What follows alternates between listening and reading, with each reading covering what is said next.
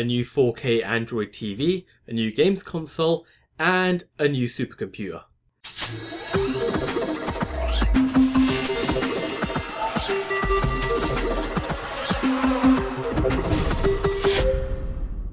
Hello ladies and gents, I'm DK86 and today I'm talking about the NVIDIA GDC conference. Right, so they come out on stage, they all flash and they're like, we're launching a new TV, a new games console and a supercomputer, and everyone's just like, holy shit, NVIDIA's launching a supercomputer and a games console and a new TV and the whole world is losing their minds. And then it turns out that the new TV and games console is one little device called the NVIDIA Shield. And then everyone's like, hold on a sec, NVIDIA Shield, we've seen this before, it was that portable thing that no one really cared about. But no, you're wrong. It's a new device, it's like a set-top box, slightly bigger than the Apple TV, and this thing kicks ass. And I'll tell you why it kicks ass. Firstly, it's capable of outputting 4K video at a high bit rate. That's something that pretty much every other device out there can't really do right now. It's got super fast Wi-Fi, gigabit Ethernet, Bluetooth. This thing's got freaking everything by the looks of it. And the special thing about it is that it's running the Android TV operating system, so you have access to the Google Play Store, so you can play all of the Android games. You have Netflix and all the other video streaming apps like that. So yeah, it's a very functional TV device that lets you play all of your videos and access all your streaming services. The thing that makes this thing quite special is it comes with a gaming controller. Why does it come with a gaming controller? Because the damn thing isn't just a set-top box, it's also a games console. So the way it's a games console is that it features a new NVIDIA chip called the Tegra X1. And the Tegra X1 is quite impressive. It's a 64-bit processor with 8 cores, 256 core Maxwell-based GPU with 1 teraflop of computing performance. Now 1 teraflop of a mobile processor? That's quite incredible. I mean, that's already outperforming the last gen consoles, and it's about half as powerful as an Xbox One or a PS4. So that is interesting and it is quite impressive, especially when you see how slim and sleek this device is. So like I said, you can play all of the Google Android games and that sort of stuff, but we don't really care too much about that. So now let's move on to talking about how this is a functional and quite exciting games console. So right, you can play games on it, like the Android games like I mentioned, but they're also launching the NVIDIA Store and a new supercomputer which they're calling the NVIDIA Grid. So NVIDIA Grid is not a new idea, it's been attempted before by other companies and I'll explain how, but the idea is quite simple. Why can't we stream games the way that we already stream movies from services like Netflix? It sounds simple, but it's not as simple when you put it into practice. I mean, who remembers this pile of crap? Yeah, on live. I was a beta tester for this thing and honestly it was just full of fail. Granted, it was a few years ago and internet speeds back then were even worse than they are now, but honestly, you press jump on the controller and then it takes about a second and a half for your character on screen to jump. That's the problem with streaming games. It's the latency, it's your internet speeds, there's a whole host of things that come into play when you're streaming games. That's why no one's actually been able to do a good job of it. I know Sony's doing it with PlayStation Now, and even they suffer from these problems. You need a very good internet connection to reduce input lag and latency and all that sort of stuff. I'm not going to get into it, but it is an issue and people know it's an issue, and that's why no one's really gone for this. But what NVIDIA is saying is that they've been working on this for a few years now and they found a way around it and they found a way to bring down the latency and blah blah blah blah blah. One of the biggest announcements I think with NVIDIA Grid was that they're teaming up with Amazon and they're using Amazon data centers for NVIDIA Grid. And that made me cheer inside, to be honest, because Amazon's cloud service is one of the biggest in the world.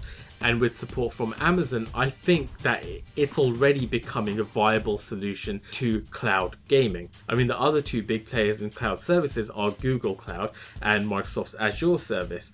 Microsoft's obviously going to be using that. Well, they use it for Xbox Live right now, and apparently they're going to be doing a game streaming service like PlayStation Now, but nothing's been confirmed with that yet. Back on point, NVIDIA Grid, they're saying that they're offering a high definition PC gaming experience from the cloud with unrivaled graphics quality. So they're using the Tegra X1, which is already in the NVIDIA Shield, together with NVIDIA Grid to produce unrivaled graphical quality. It's basically a GTX gaming experience from the cloud. Not only is it streaming games at 720p 30 frames a second with a subscription, you can go for a premium subscription and then you can game at 1080p at 60 frames per second.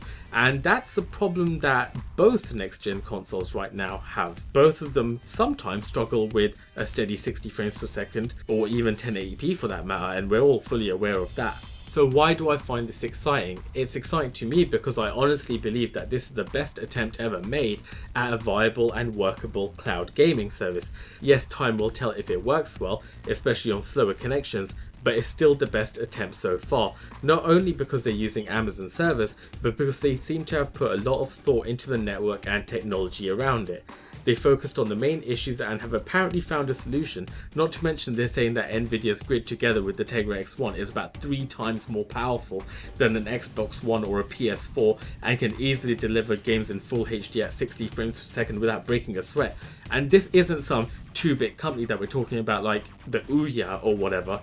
This is NVIDIA, and NVIDIA is known for graphics. That's what they're known for, that's what they're good at. And if they're claiming that you can do this stuff, then I'm inclined to believe them. But at the same time, with my internet connection, there is no way in hell I'm going to be able to stream 1080p at 60 frames per second on a gaming experience with no latency or no lag. It's going to be impossible because yeah, my internet connection sucks right now and they're not upgrading my... I'm not going to get into it because I'm just going to go on the rampage and start screaming and swearing at everyone, so yeah, let's just not go there. If anyone's a skeptic here, it's me, but you can't deny that this gorgeous little device called the NVIDIA Shield, made by a company we all love and being backed by Google and Amazon, is an attractive proposition. It really is. And for $199, seriously, you get the console, you get the gaming controller, you get everything you need apart from the Bluetooth remote control with the built-in mic. For $199, you can't go far wrong with this. They even had developers up on stage showing live demos, and this thing was running the new Unreal Engine 4, Borderlands, Metal Gear The Phantom Pain, and a bunch of other stuff, and it looked gorgeous. Quite astonishing what they've accomplished here, and if they truly have solved the problem of latency to make cloud gaming a truly viable option in this gaming industry, then we're on to a winner here. So, would I personally buy one? To be honest, no. But why, DK, you prick? You just praised the life out of this thing.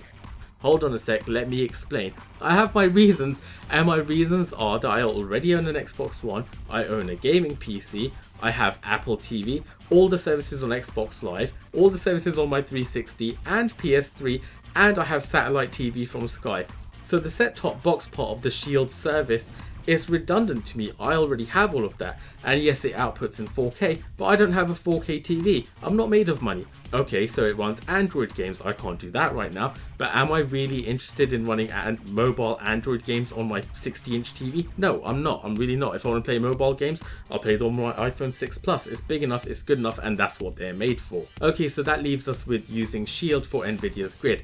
Yes, it's going to launch with over 50 games and it'll have all the big new releases on day one, and it can outperform the consoles of this generation, but I have an Xbox One for the exclusives that I'm interested in, and I also have a gaming PC for everything else. Yes, you can use the NVIDIA Grid without the Shield, but again, I feel it's not something that I require, especially now with my current internet connection. It does seem like incredible technology, I'm not denying that, but in the grand scheme of things, I just don't think it will offer me much more than what I already have. If on the other hand you have a decent internet connection and you don't have a gaming PC, sure, go ahead. For $199, you can't really go wrong, and there isn't really a better option out there right now. So what do you think of the NVIDIA Shield? What do you think of NVIDIA's Grid? What do you think of this whole 4K Android TV thing that they're doing? Post it in the comments below and let me know, and hit like if you like this video, subscribe if you haven't already. I'm DKD6, bye!